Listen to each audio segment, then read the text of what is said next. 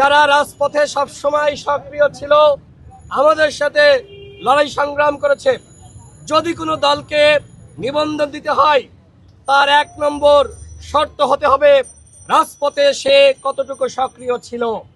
এর বাইরে ওই বিভিন্ন জায়গায় টাকা পয়সা দিয়ে কমিটি দিয়েছে।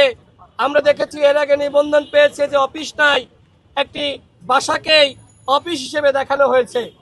এই সকল দল নিবন্ধন পাবে, আর তারেক রহমান নিবন্ধন পাবে না, আম জনতার দল নিবন্ধন পাবে না, সেটি আমরা মানব না। আজকে আমি আমার ব্যক্তিগত আবেগের জায়গা থেকে তারেক রহমানের সংগ্রামের প্রতি শ্রদ্ধা দেখানোর জন্য এখানে সংহতি জানাতে এসেছি।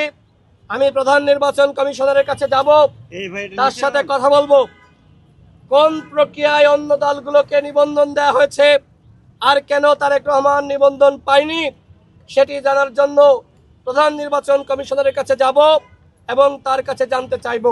এবং আমাদের স্পষ্ট কথা, যারা অতীতে নিবন্ধন পেয়েছে তাদেরও যাচাই বাছাই করতে হবে।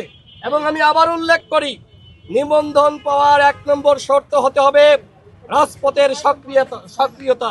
হাসিনার বিরুদ্ধে যারা লড়াই করেছে তাদেরকে নিবন্ধন দেওয়ার ক্ষেত্রে অবশ্যই গুরুত্ব দিতে হবে। আমি আজকে ব্যক্তিগত পর্যায় থেকে আমাদের রাজপথের সংগ্রামী সহযোদ্ধা, ভারতীয় আধিপত্যবাদী শক্তির বিরুদ্ধে লড়াকি সৈনিক, রাজপথের সংগ্রামী নেতা, 2018 সালের কোটা সংস্কার আন্দোলনে যিনি গুরুত্বপূর্ণ ভূমিকা রেখেছেন, বলা যায় যে কোটা সংস্কার আন্দোলন সৃষ্টি করেছেন।